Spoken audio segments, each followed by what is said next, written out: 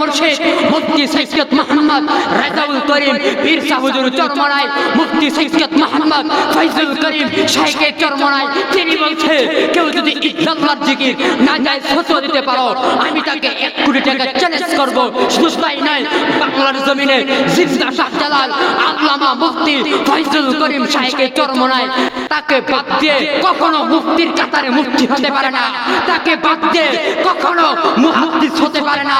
আমার শাইখ মুর্শিদ মুফতি সৈয়দ মোহাম্মদ ফয়জুল করিম যদি টেকনাফ থেকে তেতুলিয়া, রূপসা থেকে পাথুলিয়া আমাদেরকে ডাক দেয়, আল্লাহর কসম করে বলি, আল্লাহর কসম করে বলি, তাকে শুধু এমনি মহব্বত করি না, তার মধ্যে আমার আল্লাহ আছে, তার মধ্যে আমার নবীর সিরাত আছে, এই সম্পর্কে আমরা তাকে মহব্বত করি। তার জন্য যদি জীবন দিতে হয় আমরা জীবন দিতে প্রস্তুত আছি।